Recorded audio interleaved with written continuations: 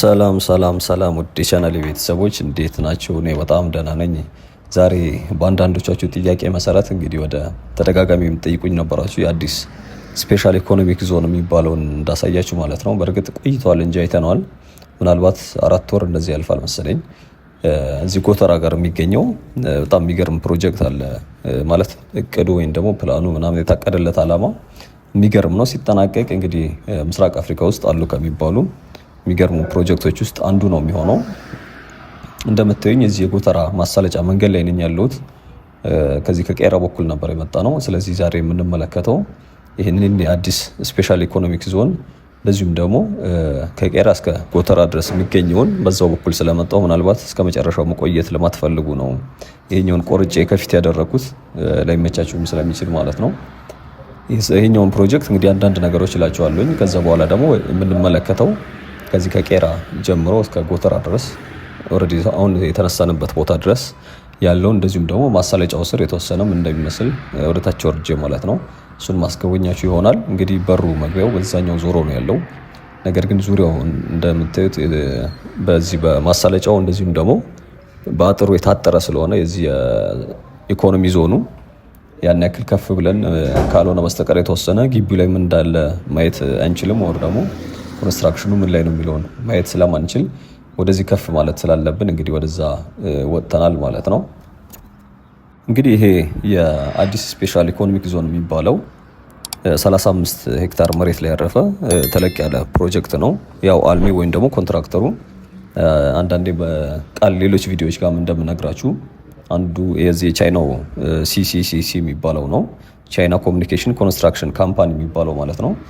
ትልልቅ ፕሮጀክቶች ያው እንደሚታወቀው አዲስ አበባ ውስጥ እሱ ነው የሚሰራው። ኢቨን ትላንትና ያየነው የአዲሱ ስቴዲየም እሱ ነው እየሰራው እንዳለ ባለፈው ነግሬያችሁ ነበር። ለጋርም ፕሮጀክት የኢግል ሂልስ የሚባለው ማለት ነው። እሱም በተመሳሳይ ሌሎች መንገዱ ግንባታዎች፣ የተለያዩ ፕሮጀክቶች ትልልቆቹ ፕሮጀክቶች የሚገነቡት በቻይናው ካምፓኒ ነው ማለት ነው። ይሄኛው ግን ኦልሬዲ የቻይና እንትን አለበት። በቻይና እና በኢትዮጵያ በጋራ የሚገነቡት ፕሮጀክት ነው። አሁን የለጋሩ የዩናይትድ አረብ ኤሚሬትስ እና እንደዚሁም ደግሞ የኢትዮጵያ መንግስት በጋራ ነው የሚሰሩት። ይሄ ደግሞ የቻይና መንግስትና የኢትዮጵያ መንግስት ናቸው እንግዲህ የሚሰሩት ማለት ነው። እንግዲህ የምታዩት እየተመለከታችሁት ያለው የታጠረው ስፍራ እነዚህ ሁለቱ ህንፃዎች እዛ ታች ጀምሮ ሰፊ ቦታ ላይ ያረፈ ተለቅ ያለ ፕሮጀክት ነው። እንግዲህ ፕሮጀክቱ ሲጠናቀቅ 4 ቀጠናዎች ይኖሩታል። እነዚህም አንደኛው የፋይናንስና የንግድ ቀጠና የሚባል አለ። ሁለተኛው ደግሞ የሳይንስና ቴክኖሎጂ፣ ሶስተኛው የባህልና ትምህርት ፓርክ፣ እንደዚሁም ደግሞ የመኖሪያና የመዝናኛ ቀጠና የሚባሉ እነዚህ 4 ትልልቅ ቀጠናዎች ይኖሩታል። እንግዲህ ሳይንሱ በዚህ በሶፍትዌር ማበልጸጊያዎች የአንድ ማዕከል አገልግሎቶች ምናምን የያዘ በቴክኖሎጂ አድቫንስ ያደረገ አንድ ቀጠና ሲሆን ሌላኛው ደግሞ የዚህ የባህል የሚባለው የኤግዚቢሽን ማዕከሎች ያሉት የስልጠና የቱሪዝም መዳረሻዎች የሚሆኑ የተለያዩ እንትኖች ይኖሩታል። እንግዲህ መግቢያው በዛ በኩል ነው እንደምታዩት በሩ አለ። ሌላው ግን አሁን እየተገባበት የሚገኘው ዋናው መግቢያ በዚህ በማሞ በኩል ይቅርታ፣ በዚህ በጎተራ በታችኛው ወደ ማሞ ስትወርዱ ማለት ነው፣ ወደ ሳሪስ ስታቀኑ በዛ በኩል ነው ያለው። ግቢው እንደምትመለከቱት ነው። እነዚህ ሁለቱ ህንፃዎች ኮንስትራክሽን ከተጀመረ ውጭ የተለያዩ እዛ አካባቢ ግብአቶች ይታዩኛል፣ እቃዎች ምናምን። ከዛ ውጭ የተጀመረ ኮንስትራክሽን ያለ ነገር እያየሁ አይደለም ማለት ከዚህ በኩል ሆነን ማለት ነው። በዛኛው በኩል ግን አንድ የቢሮ አስተዳደር የሚሆን መሰለኝ አንድ ህንፃ አለ። እዛ ፊት ለፊት የምታዩት ነጩ ማለት ነው አረንጓዴ ነገር ተጽፎበታል። ምናልባት ወደ ሳሪስ አቅጣጫ ሄዳችሁ ወይ ደግሞ ከሳሪስ ስትመጡ ጫፍ ወደ ማሞ ሳትጀምሩ እንግዲህ መዞሪያ አካባቢ ቅድም ነው ሃይላይት ላይ ያሳያችሁ እዛ ላይ የተለጠፈ መግቢያ በሩ ላይ የተለጠፈ እንትን ነው ያያችሁት፣ ማስታወቂያ ነገር ነው ያያችሁት። ፕሮጀክቱ ኦልሬዲ ሽያጭም ተጀምሯል ማለት ነው። በነገራችን ላይ እዚህ ሪል ስቴቶች ምናምን አሉት መኖሪያ ያለው ብያቸዋለሁኝ። በጣም ለግዠሪ የሚባሉ አይነት መኖሪያዎች አሉት። እንግዲህ አሁን ፊታችንን ያዞር ነው ወደ ቄራ ነው። ይሄ እንደምትመለከቱት ጎተራ ነን ያለ ነው። እንግዲህ ሌላው የዚህ የመኖሪያና የመዝናኛው ያልኳችሁ እንግዲህ ፌስ ሪኮግኒሽን እና ስማርት ፓርኪንግ ሲስተሞች አሉት ማለት አሁን ፌስ ሪኮግኒሽን እያንዳንዱ ሰው የሚገባው የሚወጣው ሰው ተለይቶ ሊታወቅበት የሚችል በጣም ሴኩሪቲያቸው ከፍ ያሉ ወይም ደግሞ እያንዳንዱ ሰው መልክ መለየት የሚችሉ ቴክኖሎጂዎች ያሉት በጣም ጥንቃቄ የተሞላበት ማለት ነው። እንደዚህ አይነትና እንደዚሁም ደግሞ የፓርኪንግ ስፍራውን በጣም ስማርት የሆነ በጣም ለየት ያለ ፕሮጀክት ነው እንግዲህ እዚህ የሚሰራው። እንግዲህ በግራውንድ በኩል ስናየው ወይም ደግሞ በታች ቅድም ከላይ ድልድዩ ላይ ነበርኩኝ የማሳለጫው ስር ይሄንን ነው የሚመስለው። ያው ዙሪያው በእርግጥ አንዞርም ወደዚህ። እንግዲህ ፕሮጀክቱ የተጀመረው ኦገስት 24 ላይ በጠቅላይ ሚኒስትር ዶክተር አብይ አህመድ አማካኝነት ነበር። እንግዲህ ከቻይና እንዳልኳችሁ ከቻይና መንግስት ጋር ነው የሚሰራው። ፌዝ 1 ይጠናቀቃል የተባለው ዲሴምበር 2026 ነበረ።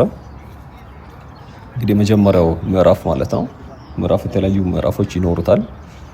እንግዲህ አሁን በባቡሩ ጥግ ነው እየሄድን ያለ ነው። በዛ በስተቀኝ በኩል አሁን ፊታችንን ያዞር ነው ወደ ማሞ ወይ ደግሞ ወደ ሳሪስ አዲስ አበባ አቅጣጫ ነው።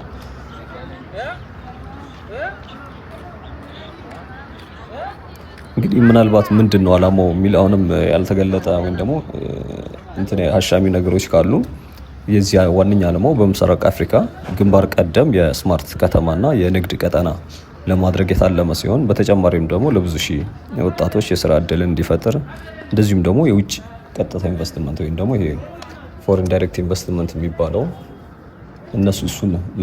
እነሱን ለመሳብ ወይም ደግሞ ኢንቨስትመንት ቀጠና ለማድረግ ታልሞ የተጀመረ ፕሮጀክት ነው።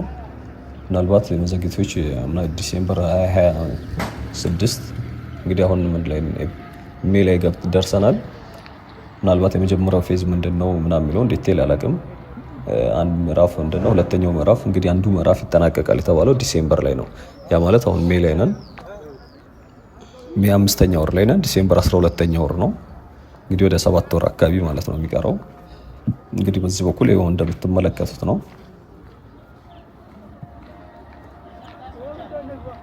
መግቢያው በዚህ በኩል ጥግ ላይ ስንሄድ ወደ ጫፍ አካባቢ ላይ ነው የምናገኘው። እንግዲህ እዛ ከደረስን በኋላ ወደ ተነሳውበት አካባቢ እንደነገርኳቸው የመጣ ነው። ከዚህ ከቄራ በኩል ነበር። ቄራ በነገራችን ላይ እንዳለ ግሪን እየሆነች ነው። ዋናው መንገድ በተለይ እዚህ ከኮሪደሩ በኋላ ወደ ጎተራ ስትመጡ ያለውን መንገድ ከዛ አካባቢ ጀምሮ ነው ዛሬ ቪዲዮ ቀረጻ የጀመርኩት።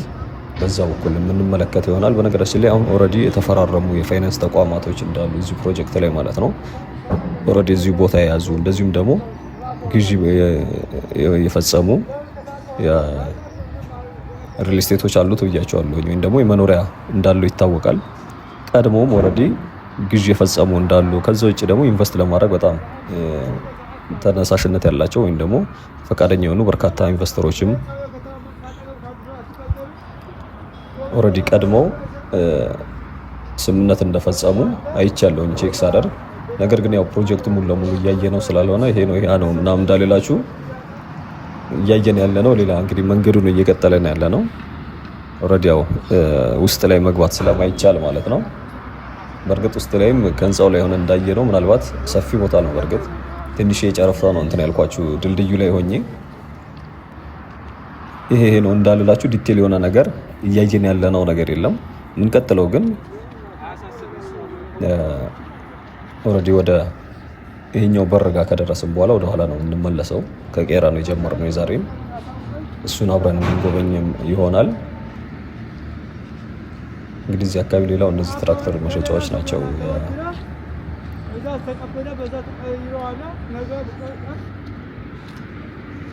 ከዚህ አለፍ እንዳለን እዚያ ጋር አንድ ህንፃ አለች። በዛ በኩል ነው መግቢያው የዋናው ማለት ነው። ግን ሁሌ እዚሁ ነው። እንደገና ደግሞ አንድ ጠይቄያቸው ነበር መግባትም አይቻልም።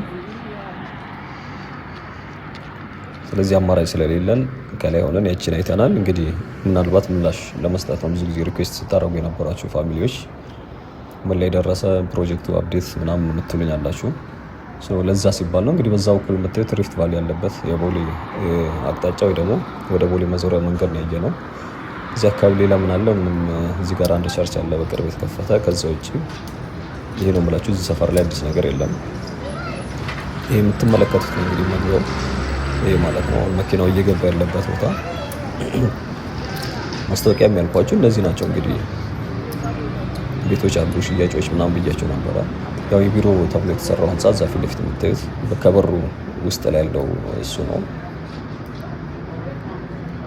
ሀሳብ የለኝም። ነገር ግን ከቄራ ተነስተን አብረን ወክ እናደርጋለን። እስከቻላችሁ ድረስ ቄራን ማየት የምትፈልጉ ወይም ደግሞ እስከ ጎተራ ድረስ እንግዲህ እዛ አካባቢ የተሰሩ ከኮሪደር በኋላ ምን ትመስላለች የሚለውን አብረን የምንመለከት ነው የሚሆነው።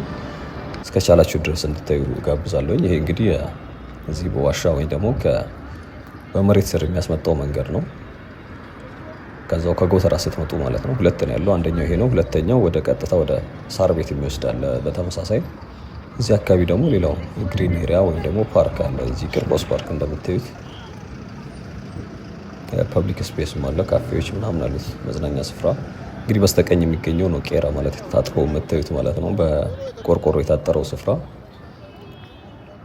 ይሄ ማለት ነው። እንግዲህ ረጅም ቄራም አንዱ የሚያሳይ የተባለው የሰፈሩም ከዚህ ከቄራ ጋር ተያይዞ ነው። እንግዲህ መንገዱ ይሄ ወደ ሜክሲኮ የሚወስደው መንገድ ነው። ሜክሲኮ ከመድረሳችሁ በፊት መቼ ለተያየ ነው የዚህ የፈጣን የባቡር ይቅርታ የባስ መንገድ የሚሰራበት አይተናል። ያንን መንገድ ቡልጋሪያ ማለት ነው ገነት ሆቴል በዛ አድርገን ያየነው መንገድ ነው። ስለዚህ እስከቻላችሁ ድረስ አብራችሁኝ ወክ አድርጉ፣ አብረን ወክ እናድርግ። መልካም ጊዜ። ነገ ደግሞ በሌላ ፕሮጀክት እመለሳለሁኝ። ቻው፣ መልካም ጊዜ።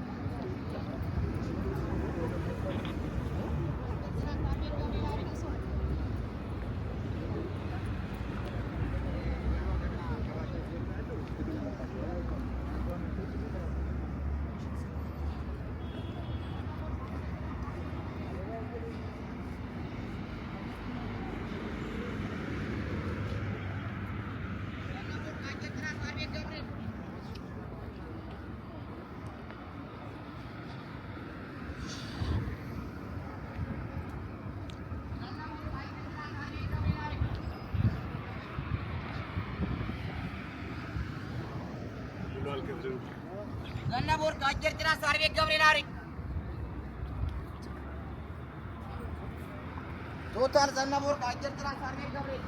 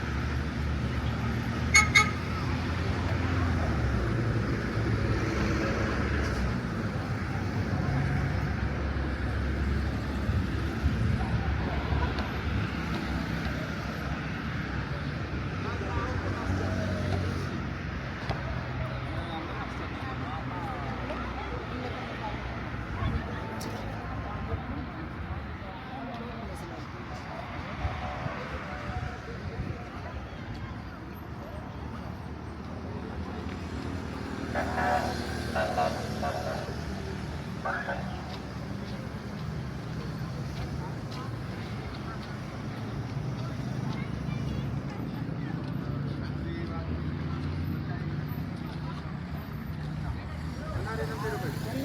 40